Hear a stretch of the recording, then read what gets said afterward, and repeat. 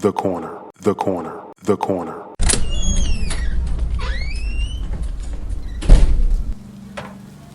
Hey, welcome. Come on into Cousin Ed's Corner. This podcast is where you'll find real, authentic conversation, organic conversation, unscripted, unfiltered conversation, like you're home with your cousin. It's all about life. It's about finance. It's about spirituality. It's about love and everything in between. I'm your host, Cousin Ed. I'm excited to bring you along on this journey. So sit back and listen in as we dive into a wide range of topics. I have some diverse guests coming on with an array of thoughts and opinions. My goal is to create a space all for us to connect and communicate. It's not really about me. It's about the community as a whole. Let's enjoy it. Let's sit back. Let's think about our past. Let's move into our future. It's about the corner, the corner, the corner. So no matter how you cut it or slice it, we're all here together. I'm just here to give you a piece of my heart, my mind, my soul, and my mentals. So sit back, relax, and enjoy another episode of Cousin Ed's Corner. The corner, the corner, the corner.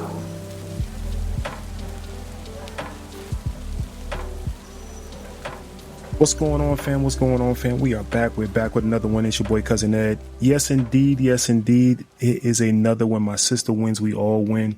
And we are just celebrating another sister today, another queen out there that just, the algorithm was rhythming. I came across this young lady and I wanted to have her on the show. We played internet tag for a minute, but the things I saw that she was doing, I wanted to make sure I celebrate her and bring her to the community. So Regina Sloan, welcome to Cousin Ed's Corner. Thank you. Thank you so much for having me. I appreciate it. You're welcome. I appreciate you joining us. Like I said, I saw you online and just some of the things you were posting just was so positive. I know you have a podcast. She Achieves podcast. She Can Achieve podcast. And I listened to some of your episodes. I was like, she's also in that realm. She's a life coach. She's a nurse. She's a mom of 4. She got mini me's that look just like her.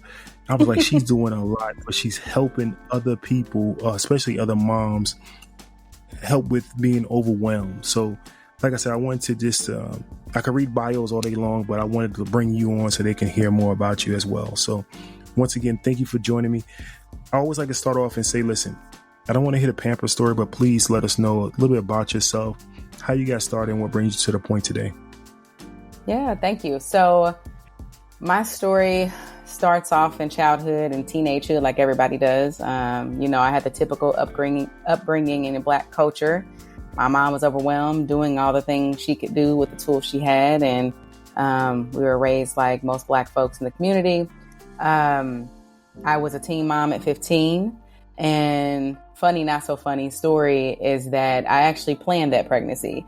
A lot of teens, they get pregnant by happenstance. And for me, I was searching for something I didn't get at home. And so it was planned and had a baby that I was taking care of at 16. And that really changed my life. It caused a lot of headache as well and heartache and, dealing with all the things that come from that.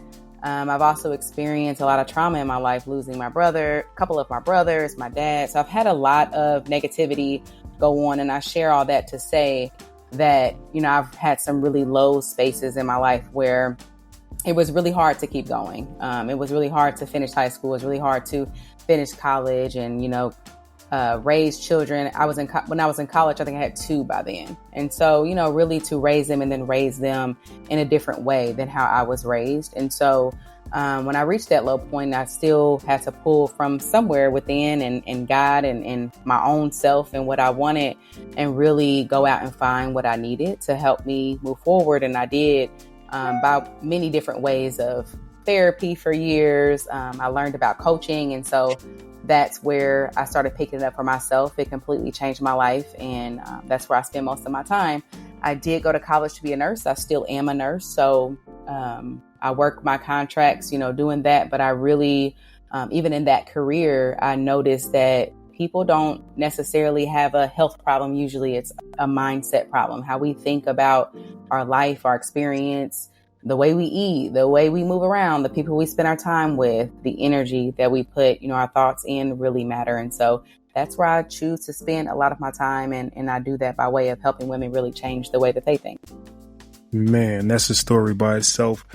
Like I said, I listened to your shows, and I'll be honest with you, I didn't catch all of that from your shows. And thank you for being transparent and honest. It is inspiring because you hear all of the negativity behind, especially in our community, behind a teenage pregnancy.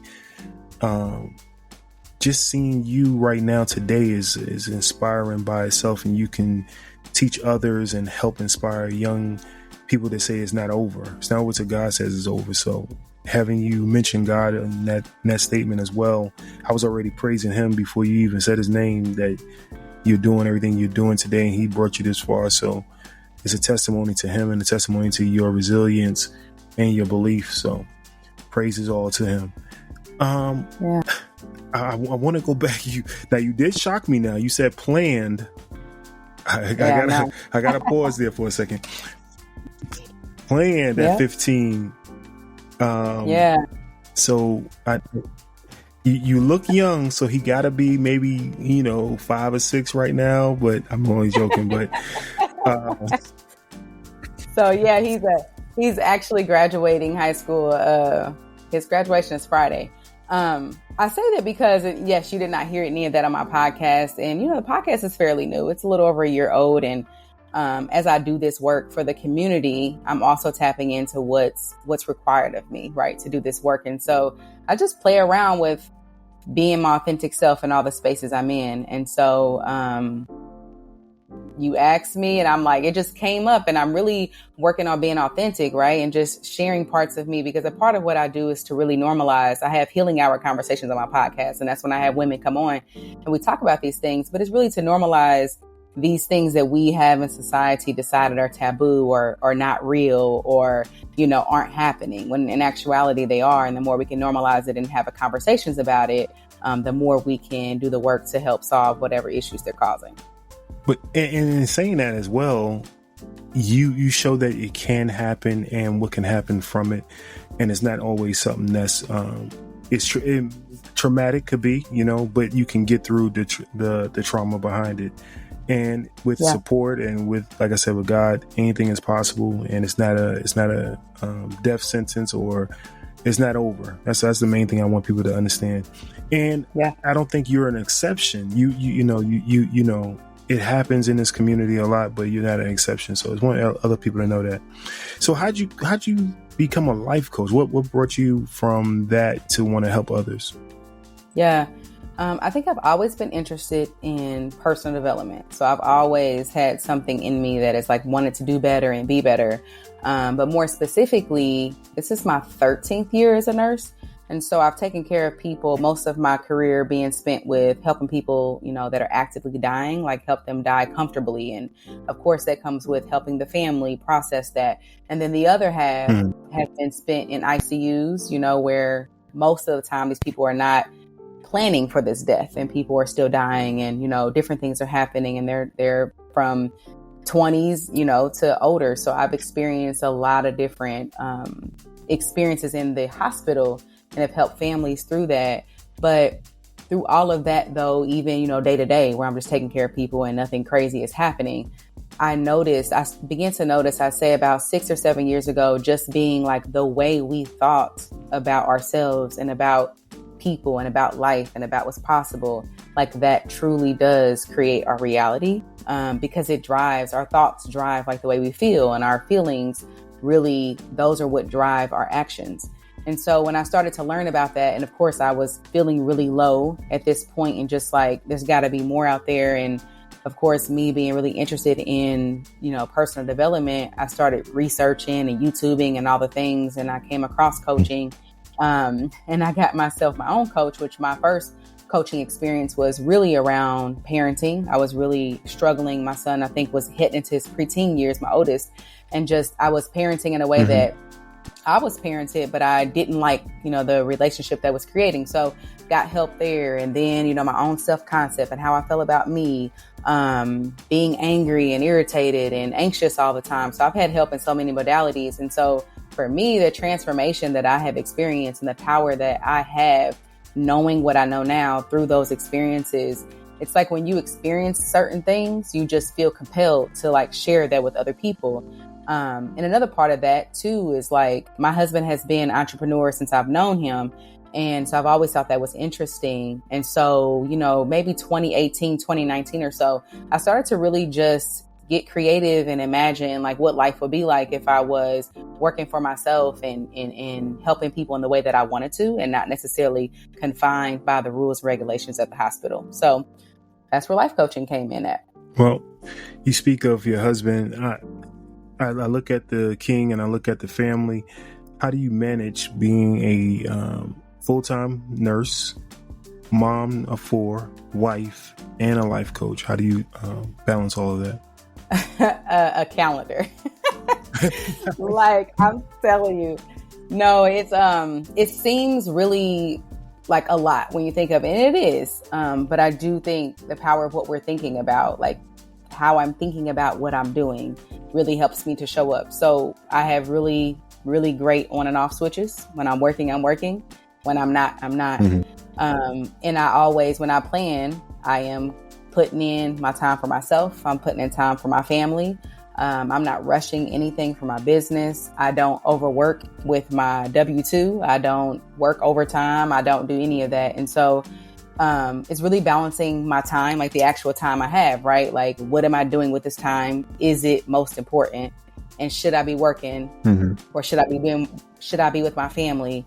And I really think that the practicing, like people hear about presence, but to really be present in all of what you're doing, it makes it less overwhelming, right? Because like right now we're having this conversation. I'm fully present here with you. I'm not thinking about, oh, I got these clients I need prayer for tomorrow, or I need to pick my kids up after this, or I need to cook. Like I'm just present here. And I really try to do that with everything that I'm doing. And because the way we think is how we feel, I don't really feel overwhelmed that I'm doing. And it also helps that everything I'm doing, I'm only doing it because I want to. That's beautiful right there. So you said planning. So you use a planner and you schedule out your weeks and days and meal prep, and that's how you keep up with it all? Yeah. So I have a day a week that I sit down for an hour. I actually teach my clients this. I think it's helpful for anyone. And I just write down every single thing I want to do, for that week. And then I go in and I schedule it out. And I always put my family stuff first. I put, of course, my W-2, I already have that schedule, right? Like my nursing gig, I already know what 3 days I'm working. I got that in, and I put in, if we're going to have movie night, when am I going to the coffee shop? Because I like to do that, to get alone, be alone and be by myself. And then what does it take to create my clients? And I put that in there too. So, I make sure that I'm doing all the activities that it takes to, create the life that I want. Okay. You speak of your clients a lot. I know you have is it monthly or weekly session that you open for the public? Yeah. So I have a monthly workshop. It's free. It's open to anyone. I have different topics. This month I did it kind of different, just playing around with it. Because I have a Facebook group. This month I talked about feelings. And so all the things with feelings, how to feel your feelings, how to express them, how to manage them, all the things. So we've been doing that every Friday, but typically it's one big workshop, hour and a half each month. And they're based on the things that my clients usually struggle with, women struggle with. I tend to say people struggle with, last month was like how to have your own back. The month before that was setting boundaries. So I really tried to choose topics that the everyday folks are really struggling with. Mm-hmm. Well, one thing, I'm not sure how many episodes or if anybody who listened to this come across Cousin Ed before. One common theme I hear and is not taught is boundaries and being intentional. Yeah, there you go. Mm-hmm. Being intentional. And speaking to you today, I hear the same thing over and over. And I'm glad it's being taught. Hopefully, the next generation can see it and not be. And it's not only females, but y'all are the matriarchs, and y'all take on so much. Just knowing that boundaries and knowing how to plan, and it's so much that's needed. How do you go about doing this and teaching your daughters this? Yeah, so that's such a beautiful question because I think moms, especially, we often, at least for me and the women I talk to, my friends, clients, whoever, we often feel like we have to choose either or, right? We're either working and that's where all of our time is, or we're being a mom and we're fully into that. I like to look at things differently. My girls are watching me build my business and they also get to watch all of it. So they see me when I'm struggling. They can tell in my face. I have those conversations with them about how I'm feeling, what's happening. As far as boundaries in my business that they see, like they know when I'm working, I work from home. And, my youngest is 3 and she's learning like, oh, when she's working, unless somebody's bleeding, I don't go in there. I let her work. I let her, do her thing. And so it's helping them to also take care of themselves and utilize other resources like their father who's here or their older siblings, those kinds of things.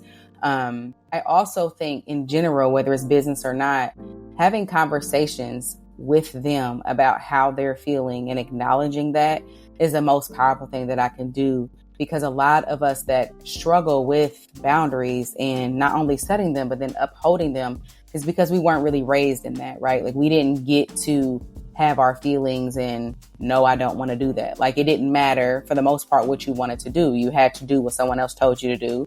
We had to appease, the adults and the caretakers around us. And so the way that I teach them boundaries for themselves and for me is like, how are you feeling? What are you thinking? And like, that's important. And that's important for people to respect, right? And so we have conversations all the time. It's very interesting. Like my 6-year-old will say like something she doesn't want to do. And we'll have conversations about it and I acknowledge that. Now, it doesn't mean that she doesn't have to do that, right? It depends on what we're talking about, right? You know what I mean? But I have kids running the household over here. But it is very important because when we don't understand kids until like 7-ish, they literally operate out of their subconscious mind, which means that the things that they hear, it becomes their belief system. What they hear, what they see. So if they were seeing on a regular basis, like, oh, it doesn't matter what I think. It always matters how other people feel, or I am responsible for other people's emotions and things like that. And of course, we have what we have now is adults running around and we think we're responsible for other people. We think it's a bad thing to say no, and I can't do that, and set our boundaries. Well, you're gonna have to. We both have a couch. We're gonna have to sit on one another couch and have that session because I need to. Ooh. Yes, please. I'm old school so hard. Oh man. But I'm a coach as well. Not coach, a life coach. But I'm a coach on the court, and I can only imagine asking Johnny, "Hey Johnny, how you feel about not getting that rebound?" But there's a time and place for everything, right? So Johnny can talk about he feels sad and upset and angry, right? And we acknowledge those emotions for him because they're normal emotions. But also, he's choosing to play a game and he's choosing to win, and so you have to coach in a way that helps him. Yes, like I said, we need to sit on the couch about that one. I will say this much: I do come back around. I tell all my kids this, right? Not kids. I got 2, but not kids because I got hundreds that I coach, right? I tell them all this. It's a time and place for and you have to know your boundaries on when to do something and when to say something. And I do respect you, but when it's in your moment. So we like I said, we need to sit down about that one when we come back. I'm not going to hold you long. I do appreciate your time. I wanted to introduce the audience, the family. I don't like to call them audience, the family to you. Can you please tell them where they can find you at and how they can get in contact with you? Absolutely. Thank you. So I can be found on Instagram at Your Mindset Nurse, just like it's spelled.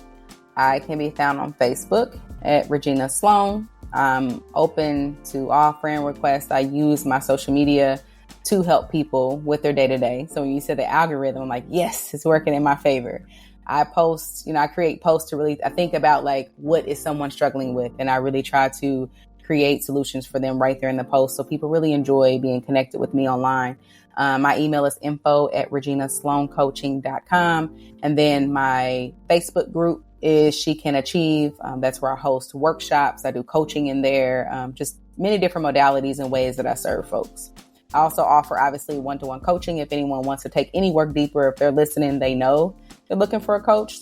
We simply set up a consult about an hour long, talk about where they are and how I can help them reach their goals. That's excellent. Like you said about the algorithm, I promise you, this is true story. You one of the first people that I wasn't on social media before. I didn't believe in social media. Wow. And you were one of the first people that popped up on my feed on one of the platforms and then transferred to another platform. So wow. I'm just glad we had a chance to connect. Yeah, I love that. Thank you for sharing that. Sometimes it's hard to show up online, so I definitely know what you mean. It just happened. It just randomly happened. So yeah, you're doing something right, and the algorithm is rhythming. Everybody out there, I love each and every one of y'all. Y'all know there's nothing you could do about it. Please be sure to reach out to this queen. Let her know what you think of this episode. You can also leave a voicemail at cousinedscorner.com. That's cousinedscorner.com. Across top of the page, leave voicemail. Or you can send a text message, 762-333-2032. That's 762-333-2032. I will definitely share both with her and or play them on the next show when she comes back. Keyword, when she comes back. So, Queen, you are welcome to come back anytime. I tell everybody, the brown is up top, the clear is below, the red cup's on the counter. Help yourself. You're welcome to Cousin Ed's Corner. Thank you so much for having me. It's been a blessing. Definitely. Family, we out of here. Peace. Hey y'all, this is Regina Sloan of the She Can Achieve podcast. I can be found at shecanachieve.podbean.com. And when I'm not recording a podcast, I'm listening to Cousin Ed's Corner. Hey y'all, Aisha here, founder and CEO of the Sistahs in Business Expo, the country's only multi-city small business expo and community created to celebrate and educate entrepreneurial women of color. Be sure to tune in to the next episode of Cousin Ed's Corner. And remember, when my sister wins, we all win. This episode of Cousin Ed's Corner was brought to you by the Sistah Shop. Please be sure to visit them at thesistahshop.com. That's thesistahshop.com. Thesistahshop.com. Thank you for listening to Cousin Ed's Corner.